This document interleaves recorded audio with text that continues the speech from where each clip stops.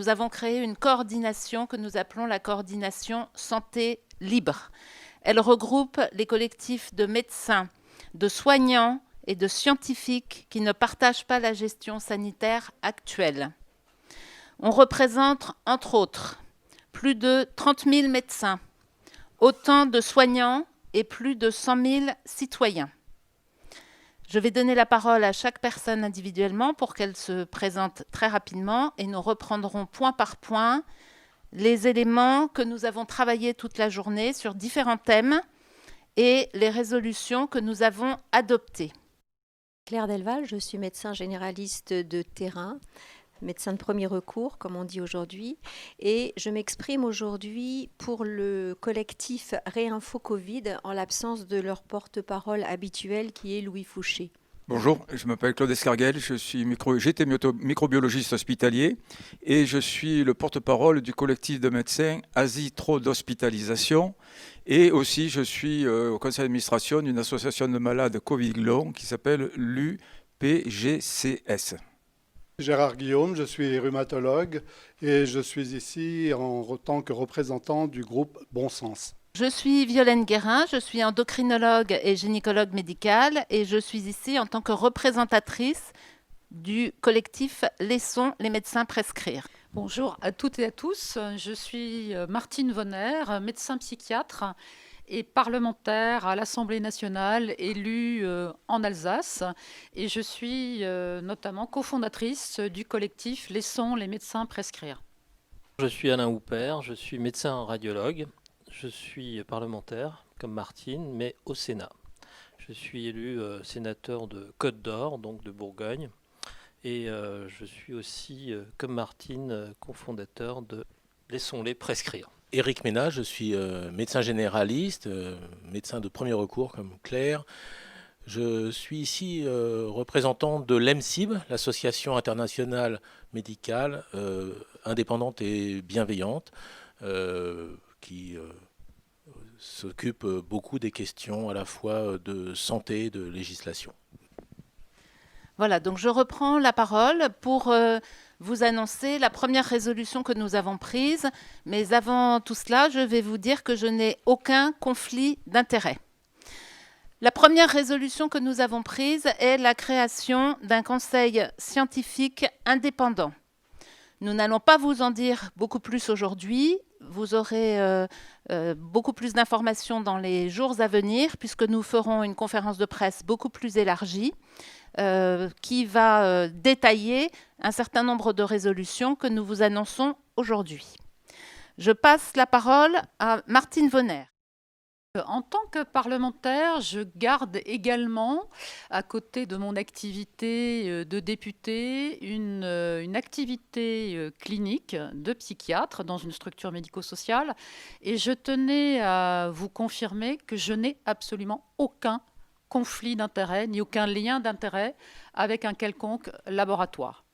La situation que les Françaises et les Français connaissent aujourd'hui est celle d'un état d'urgence sanitaire qui dure depuis début mars 2020 et qui, aujourd'hui, par des mesures transitoires, est prolongé de fait jusqu'au 31 mars. On sait d'ores et déjà que cet état d'urgence sanitaire, ça a été annoncé par le Premier ministre Jean Castex, va être à nouveau discuté à l'Assemblée nationale et ensuite au Sénat pour être revoté et nous aurons des mesures transitoires d'urgence sanitaire jusqu'au 31 décembre 2021. Donc, toute la population française va à nouveau, pendant toute l'année 2021 comme quasiment toute l'année 2020, être soumise à des décisions unilatérales de l'exécutif, puisque dans le cadre d'un état d'urgence, les deux chambres parlementaires ne servent quasiment à rien. L'état d'urgence permet de prendre des décisions telles que les différents confinements successifs, mais également, vous savez que de plus en plus, là, ces derniers temps, on a des départements qui repassent à des couvre-feux de 20h à 18h. Donc, les citoyens français n'ont plus la liberté de circulation. la liberté d'entreprendre, et cela devient extrêmement grave par rapport à l'économie, et toute cette privation de liberté a absolument des impacts catastrophiques, et en tant que psychiatre, je peux vous dire que l'impact psychique de nos concitoyens est particulièrement mis à mal.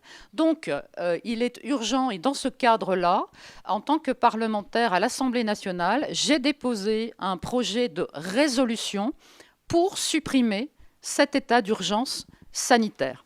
L'impact en effet social est énorme et il faut pouvoir aujourd'hui permettre à nouveau à nos concitoyens de pouvoir accéder librement aux soins, de permettre également aux médecins de première ligne et à tous les médecins la liberté de prescription et de permettre aussi, encore une fois, à nos concitoyens, par rapport à cette stratégie vaccinale qui est mise en marche par le gouvernement, de pouvoir choisir librement de se vacciner ou non, sans passer par ce que je vais qualifier d'extorsion à la liberté de vaccination. Mais il faut vraiment que chacun puisse décider, y compris les personnes âgées, quel que soit l'endroit, ou à domicile ou en structure, de la liberté d'être vacciné ou non, avec un véritable consentement éclairé. Et on y reviendra sans doute, ce fameux décret qui a été publié par le gouvernement juste la veille de Noël, qui limite aussi l'expression des médecins. Donc c'est extrêmement préoccupant, puisqu'on sent à la fois qu'il y a une mise sous cloche de tous les citoyens, à la fois sur la liberté de circulation, la liberté d'accès aux soins, mais aussi la liberté d'expression. Et cela devient extrêmement préoccupant. Merci Martine. Nous vous annonçons la troisième mesure, qui est la création d'une cellule stratégie thérapeutique. Plusieurs cellules vont être annoncées. Il ne s'agit pas de faire des usines à gaz. Ce sont des cellules qui doivent travailler extrêmement rapidement pour faire des recommandations. Ça va être des questions de jours. Tout ceci sera collégial, bien entendu. Donc je passe en premier la parole à Éric Menat. À l'EMSIB, avec le docteur Vincent Reliquet, qui est un des responsables de l'association, nous avons déjà publié un article dès mai 2020 pour rappeler la place, l'importance de la prévention, qui passerait par la vitamine D, par le zinc, par la vitamine C et par d'autres approches complémentaires, en fonction du médecin que chaque patient aura la liberté de choisir et de consulter. Mais il est important que la population n'attende pas le vaccin qui arrive petit à petit et sur lequel nous reviendrons plus tard, pour faire de la prévention.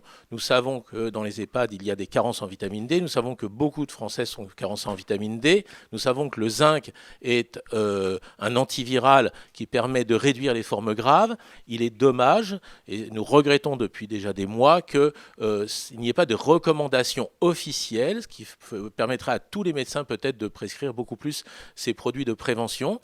Donc, ça fera partie des recommandations que notre conseil scientifique indépendant pourra faire ensuite au niveau national. Nous espérons être entendus parce que ce sont des mesures de bon sens, ce sont des mesures qui peuvent aider tout le monde sans aucun effet secondaire, en attendant peut-être d'autres approches et un vaccin peut-être suffisamment efficace. Voilà, je vais passer la parole à mon collègue Claude. Et je dois rappeler que je n'ai strictement aucun conflit d'intérêt parce que c'est la mode en ce moment. Je n'ai effectivement aussi aucun conflit d'intérêt. Et ce que je tiens à vous dire, c'est la chose suivante. C'est que certaines personnes sont accusées du terme de complotisme parce qu'ils se fient sur des croyances sans avoir aucune preuve scientifique. Or, vous avez des indications, des recommandations médicales de la part du gouvernement qui a remplacé les médecins en disant il n'y a pas de traitement, les antibiotiques ne doivent pas être utilisés. Et si vous avez suivi les recommandations, c'est tester, isoler, tracer, mais ils ont oublié un mot important qui est le mot traiter. Or, par définition, un médecin traite tous ces patients qu'ils doivent avoir. Et vous avez aujourd'hui un paradoxe extraordinaire, c'est que les personnes qui recommandé de ne pas traiter et qui ont même traité de scandaleux les gens qui ont osé commencer à traiter ont eu la Légion d'honneur. Et inversement, les médecins qui ont traité se retrouvent devant des conseils de l'ordre ou devant des tribunaux, soi-disant pour avoir traité des malades. C'est le monde à l'envers. Comme dirait Bernard-Henri Lévy, ce virus rend vraiment fou.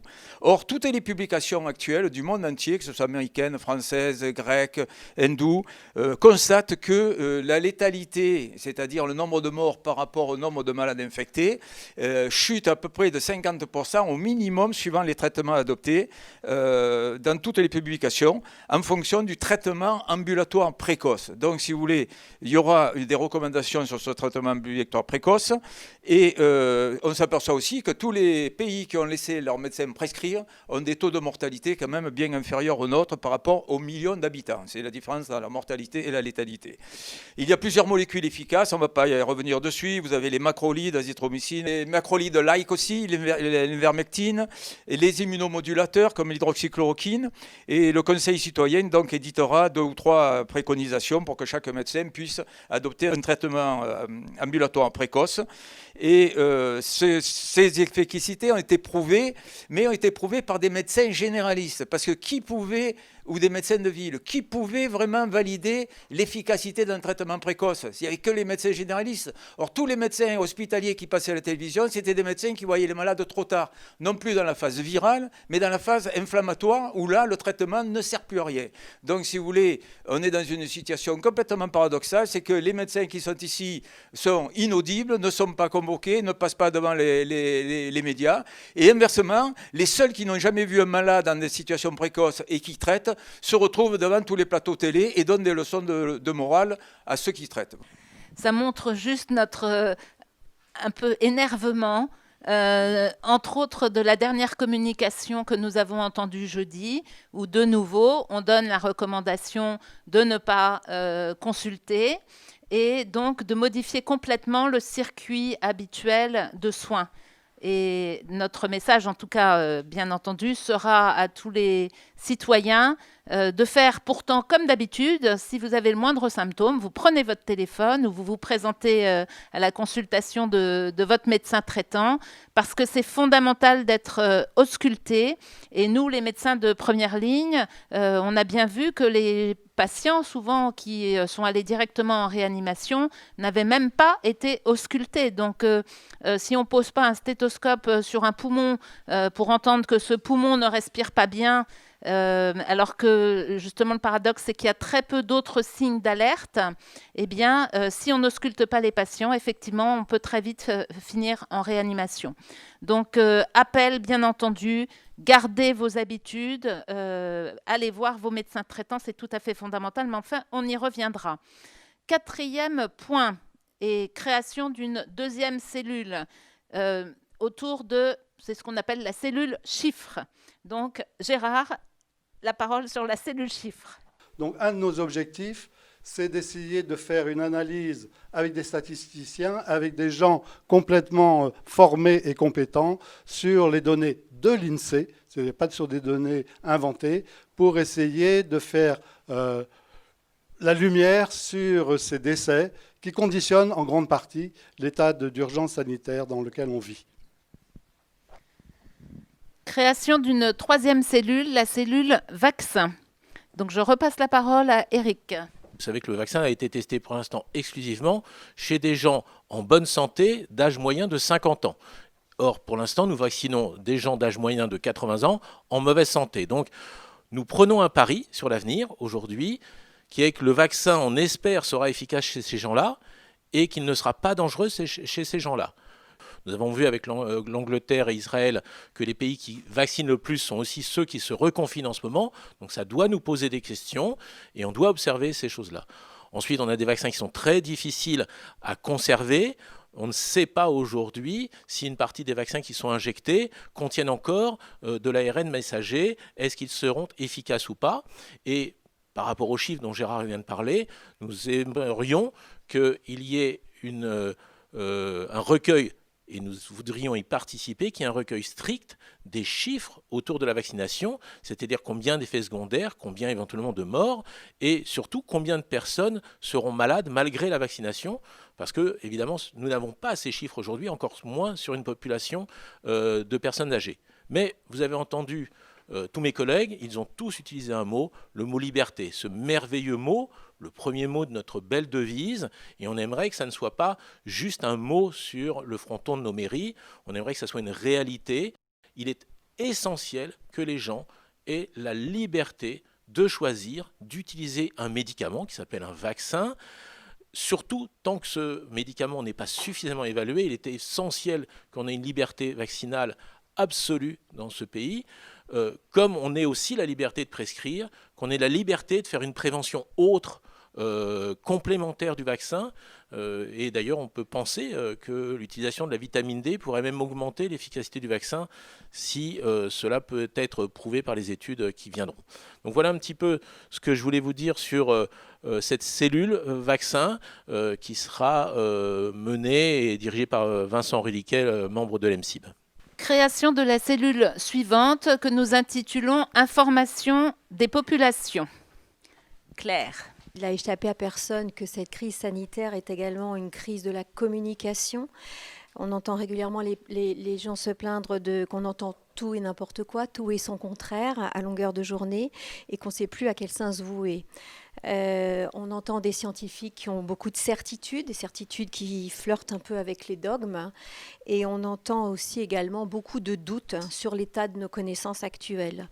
Donc il est important d'avoir une action de communication.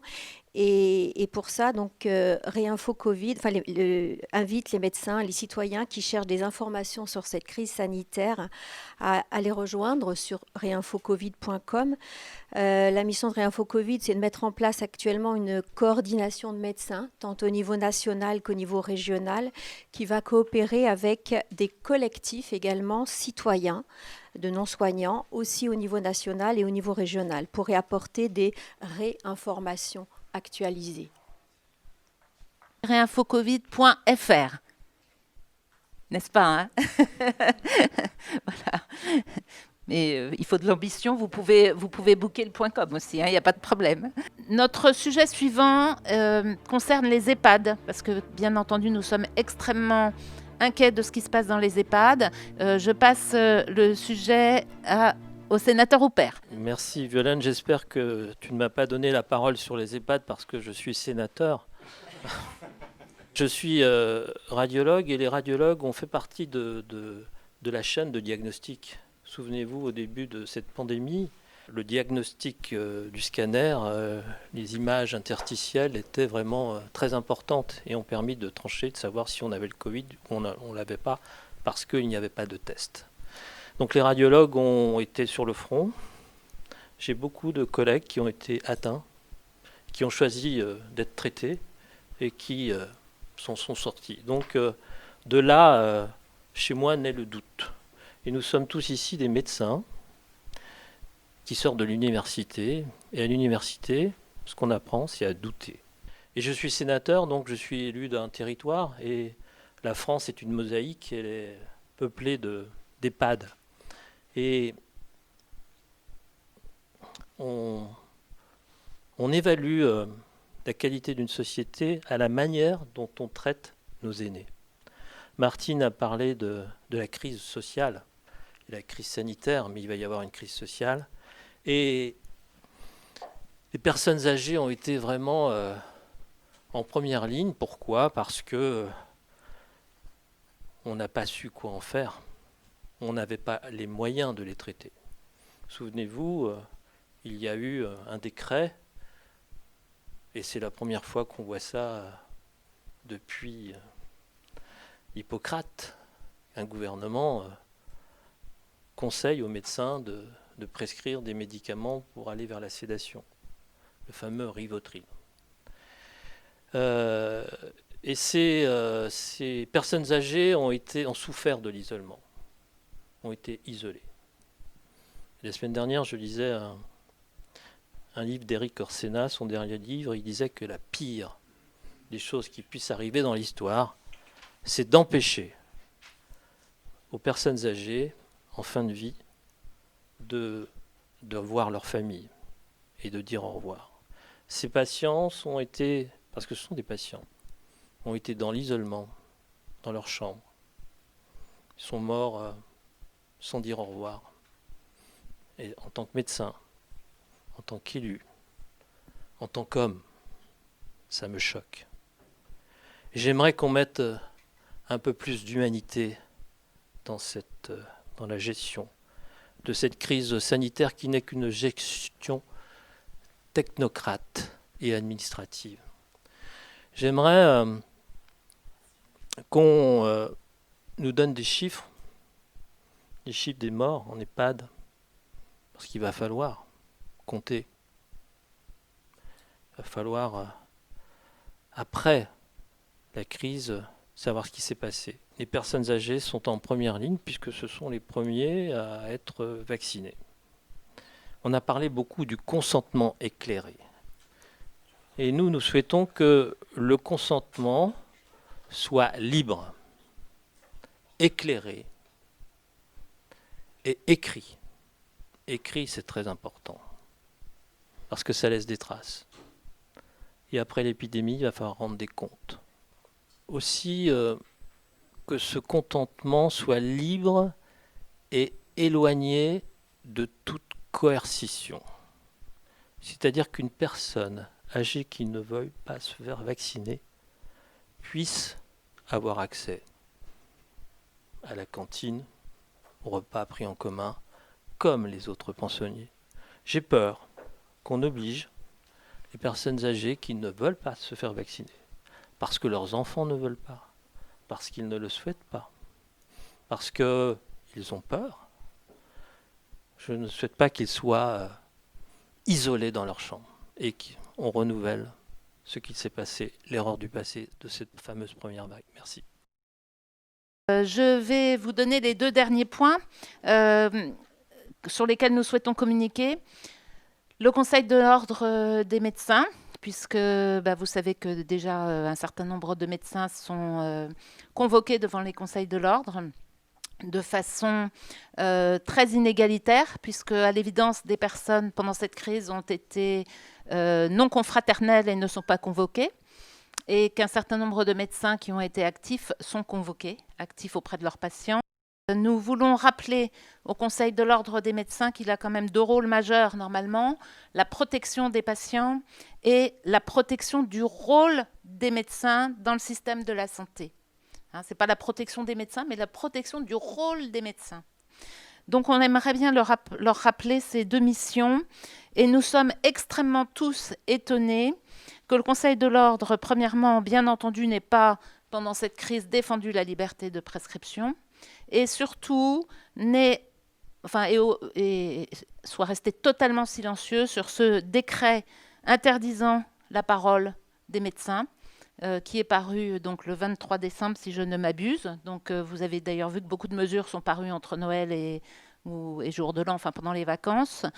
Et bien, nous attendons une réaction très ferme du Conseil de l'ordre par rapport à cette parole libre que nous devons tous garder. Dernier point, les syndicats de médecins qui sont effectivement aussi censés, pour le coup, défendre les médecins et qui ne sont pas très actifs, comme vous pouvez le constater, sur la défense justement de tous nos confrères et consoeurs de terrain en particulier, qui ont fait du mieux qu'ils pouvaient pour soigner. Et j'ai juste en tête, là, qui me vient à l'esprit, le livre du docteur Epstein qui disait « Je ne pouvais pas les laisser mourir ». Et effectivement, c'est toujours ça qui nous anime. C'est soigner, soutenir les patients au mieux, même avec peu de moyens. Et je rappelle qu'on nous a enlevé énormément de moyens, puisque non seulement nous n'avions pas de tests diagnostiques, mais on nous a aussi supprimé les thérapeutiques et pas mal d'autres de nos moyens. Donc nous appelons les syndicats à revenir sur leur mission première de défense des médecins. C'est ce que nous allons appeler aujourd'hui l'appel du 9 janvier. Appel très important, appel à nos confrères et consoeurs dont beaucoup ont conscience de ce qui se passe, mais n'osent pas parler parce qu'il y a des menaces de déconventionnement, comme vous avez pu apprendre aussi récemment entre Noël et Jour de l'An par les autorités de santé. Il y a des menaces par les conseils de l'ordre de convocation et de radiation. Donc on a un certain nombre de confrères et consoeurs qui sont là, qui sont proches, mais à qui on va demander d'être visible, hein, parce que c'est très important que la population sache qu'elle a encore une médecine en France et des médecins qui sont prêts à les soigner. Nous n'avons pas aujourd'hui d'éléments qui justifient toutes ces contraintes liberticides et l'effondrement de notre société sur le plan social et économique. Et nous allons faire court, mais bien entendu, nous sommes extrêmement inquiets pour notre jeunesse, pour les entreprises, pour beaucoup de monde. Et il est donc temps d'agir et de réagir pour remettre le pays dans la vie.